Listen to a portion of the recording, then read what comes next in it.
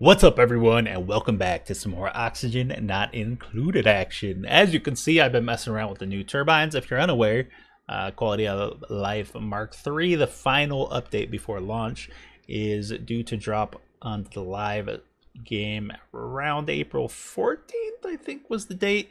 So I've been messing around with the turbine to kind of get a feel for it, see what I can do with it, whatnot. And one thing that kind of sucks is a lot of my previous builds are going to be sort of not functional anymore because of this new turbine, because a lot of them did incorporate the pressure turbine, the hydrogen pressure turbine that I did previously. A lot of those incorporated it into the build, like my petrol factory and stuff. So a lot of those things are going to have to change, and I'll probably be taking those videos down. So if you want a link to them, bookmark it now, because they're going to be unlisted, which means you can't search for them or anything. But if you have a direct link to it, then you can still view them. But anyway, I've been messing around with the turbines here, and there's some interesting things I found out. Now, there's already a lot of information on the forums on this stuff, so I'm not going to cover like a lot of the things that have already been covered.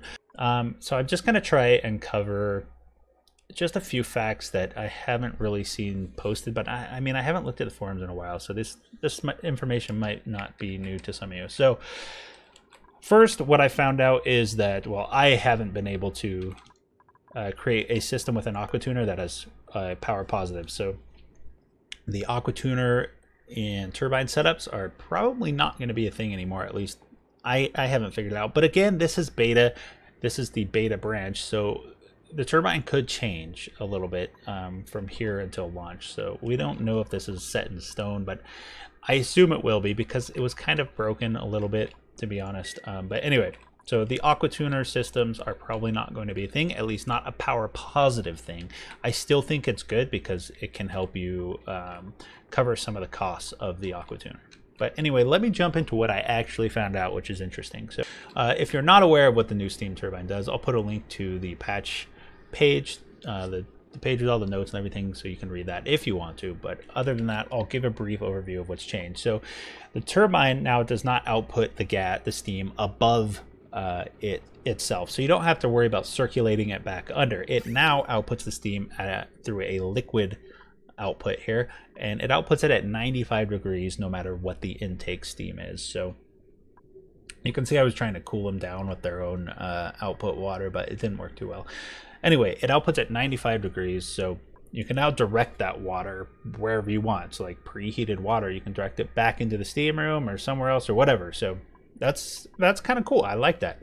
Another change is that the turbine doesn't have its own floor tiles anymore. So you can see this orange area here is actually where you need to have tiles. It won't let you place this unless it's on tiles here. So you actually need to have tiles in between the intake and the turbine for you to place it now, which is kind of annoying, but yeah, you know, whatever.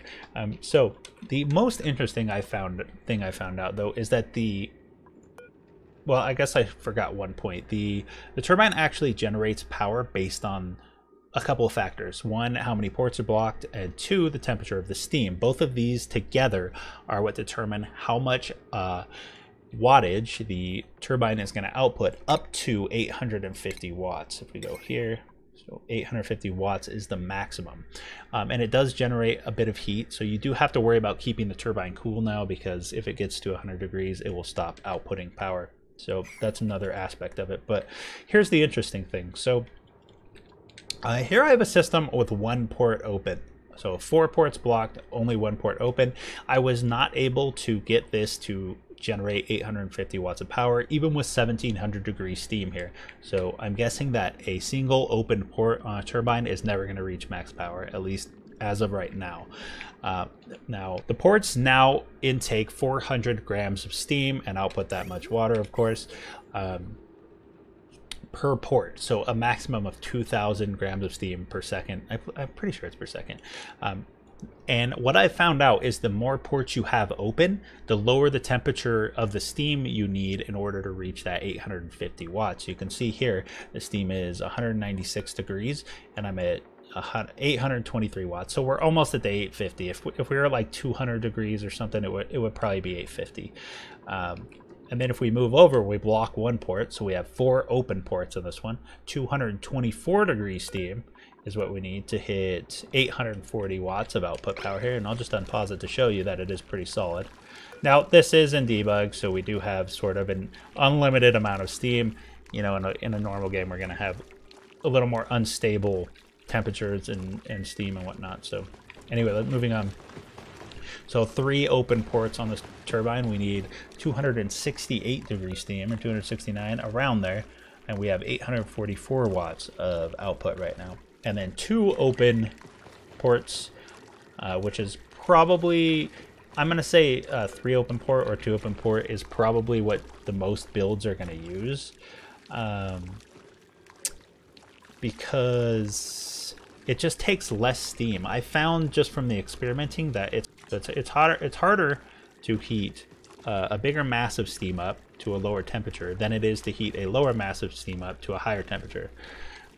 So 3 open port or 2 open port is what I'm going to probably be experimenting with the most, but of course I will try these other things. But yeah, so two open port, 356 degrees is what we're going to need on the steam in order to get that maximum output power. You can see that the turbine was overheating here, so we'll just cool it down. But yeah, we're at 847 watts output on the 356 degree steam. So the more ports you block, the higher temperature of steam you're going to need, and vice versa. The less amount of ports you block, the lower temperature on the steam you'll need. So you could adjust these builds depending on, you know, what you're doing.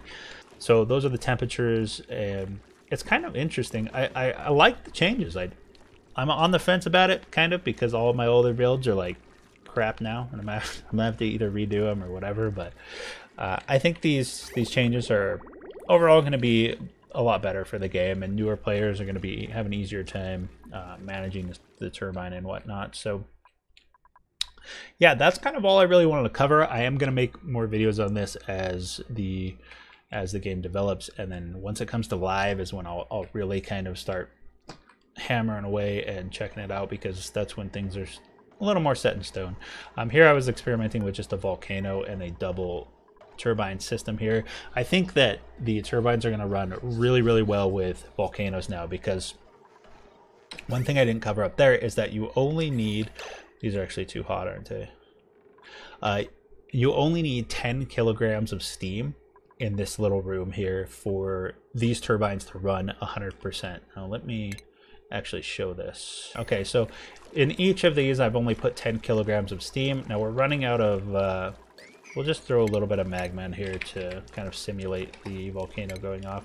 So the volcano goes, let's see, it's got 113 kilograms a second for 72 seconds. That's quite a bit. So let's just do something like this. That's probably too much. That might be close to the amount that comes out. We'll just do that. So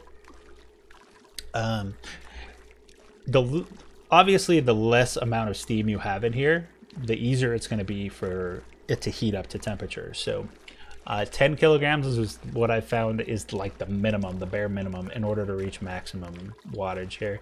Otherwise it actually runs out of steam. There's none in here, or it's in the pipe waiting to get to this vent. So 10 kilograms is kind of the minimum. Oh, that's too hot. How is it too hot? I just cooled it down.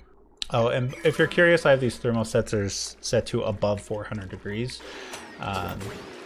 Now, like I said up here, for 2 ports open, we only need 356. But I found that if you set it to 356, these drop down for a little bit. You can see it got too hot there and it stopped. But you can see how long this will last. I mean, this will last quite a while as far as power goes. So this right here on a volcano is an exceptional power plant now. Much better than it used to be, I think. Because before we had to heat up like, oh, I don't know, hundreds of kilograms worth of steam and hydrogen, right? And now we only have to heat up 10 consistently, which is much simpler. It doesn't output as much power, but it still outputs quite a bit. And we have 2 of them running, so we're generating 1700 watts. So that's pretty good. Pretty good. And considering the volcano dumps a lot, like, I'm not sure how this compares to metal volcanoes, but you can kind of get an idea of how these are going to work. They're going to work really well. So this is probably going to be the best setup as far as power generation goes for these turbines. Unless some things change. But yeah, that's kind of everything I wanted to share. I think, like I said, I will be releasing more videos as I experiment with this after it goes live. Anyway, thank you for watching. If you have any ideas or suggestions or questions about this, or you want to share your own findings, post in the comments below. I would love to hear it. Thank you again for watching, and I hope you all have a wonderful day.